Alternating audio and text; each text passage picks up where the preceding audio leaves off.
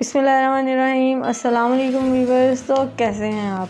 आज मैं आपके साथ लेके आई हूँ जी मटन कढ़ाई, वो भी मेरे अंदाज में।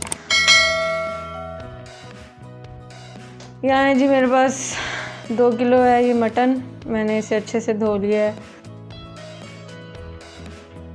और आधा किलो मेरे पास टमाटर हैं, आधा किलो प्याज हैं स्लाइस में कटे हुए, 2 चम्मच अदरक लहसुन का पेस्ट है और 7 से 8 जो है वो ग्रीन चिलीज़ है मेरे पास।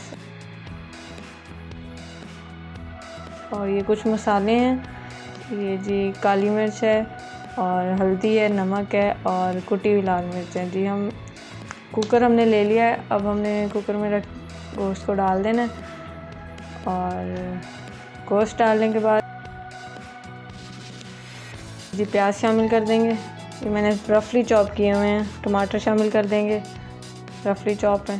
और ये तमाम मसाले डाल देंगे। एक चीज़ नोट करिएगा, मैंने इसमें लाल मिर्च जो है वो यूज़ नहीं की, मैंने इसमें रेड पेपर यूज़ नहीं की बिल्कुल। अच्छा जी, ये अदरक लहसुन का पेस्ट है 2 चम्मच, ये मैंने डाल दिया है। इसकी रेसिपी ऑलरेडी है, ठीक है। काली मिर्च में और हरी मिर्च में हम आज ये कढ़ाई बनाने जा रहे हैं। इसमें लाल मिर्च यूज़ नहीं होगी, सिर्फ कुटी हुई दड़ा मिर्च जिसको बोलते हैं वो मैंने इस्तेमाल किया है। वो भी फ्लेवर के लिए नहीं है, सिर्फ उसका कलर के लिए, ठीक है।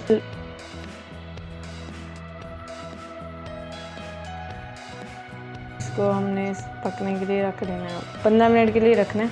15 मिनट बाद हो गए हैं जी। अब हम चेक कर लेते हैं कि हमारा जो मटन है वो गला है या नहीं। अच्छे से गलाना है इसको, कच्चा पन्ना रहे।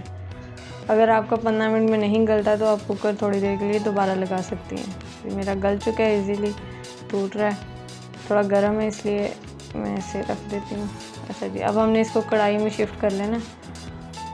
ध्यान से करिएगा, गर्म होता है तो हाथ जलने का खदशा होता है। अब हमने 10 मिनट के लिए इसको पकाना है तेज़ आंच पे। इसका पानी जो है उसको खुश्क करना है, ठीक है। पानी खुश्क कर लूँ फिर मैं आपको दिखाती हूँ जी। ये देखें जी 10 मिनट हो गए हैं, अभी भी इसमें थोड़ा थोड़ा पानी है। 10 मिनट तेज़ आंच पे पकाने के बाद तो अभी मैं आपको दिखा रही हूँ। ये जी ये तकरीबन 15 मिनट मुझे लगे हैं और पानी जो है वो इसका ड्राई हो गया। इस स्टेज पे आके मैंने इसमें 1 कप ऑयल ऐड कर देना है। 1 कप ऑयल है मेरे पास, अगर ग्राम्स लें तो 100 से 150 के ग्राम बनता है, ठीक है। और ये जी मेरे पास नमक है, 1 टेबलस्पून नमक का इस टाइम पे आके ऐड कर देना है। इसको भून लेना है अच्छे से इसकी बुनाई करनी है।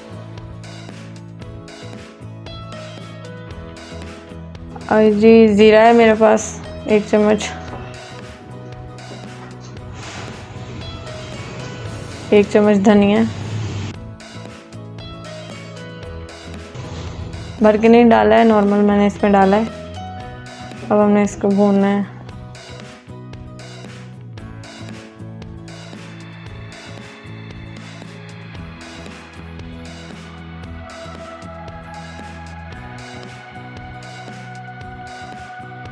अब हमने इसमें दही ऐड कर देना है। जैसे कि मैंने पिछली वीडियो में भी बताया था कि दही ऐड करते हुए, कोई भी वाइट चीज़ ऐड करते हुए हमने आंच को स्लो कर देना है। और फेंटा हुआ दही है मेरे पास 1 कप, वो मैंने ऐड कर देना है। ये जी कर दिया। अब जी हमने इसको हिलाना है अच्छे से। आंच अभी मेरी स्लो है, जैसे दम वाली आंच होती है वैसी आंच है। अभी इसे मिक्स कर लूँ, उसके बाद में थोड़ी सी आंच इसकी तेज़ करूँगी।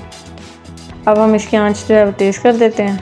और ये जी सब्ज़ मिर्चें कटी हुई ये डाल देते हैं। बुनाई के टाइम पे ही थोड़ी सी भून जाएंगी साथ ही। हमने इसको तब तक भूनना है जब तक कि ग्रेवी जो है वो अच्छे से पक जाए, अच्छे से घी छोड़ दे, तब तक हमने इसको भूनना है।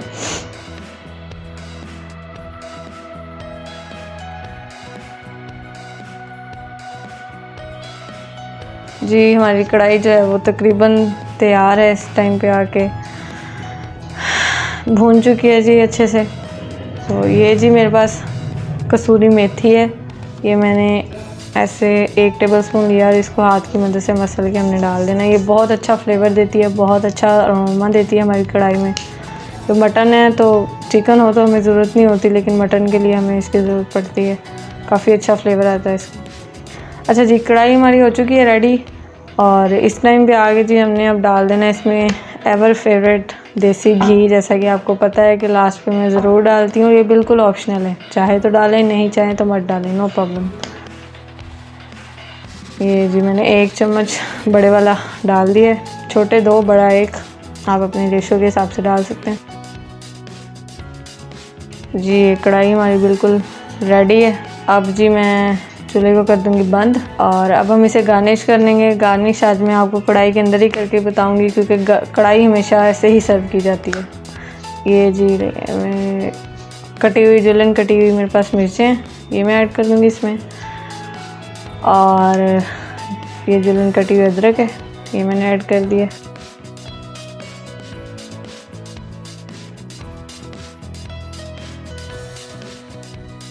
ले जी तैयार है जी हमारी मज़ेदार सी मटन कढ़ाई। आप भी ज़रूर ट्राई कीजिएगा और मुझे इसके बारे में फ़ीडबैक ज़रूर दीजिएगा। अल्लाह हाफिज़।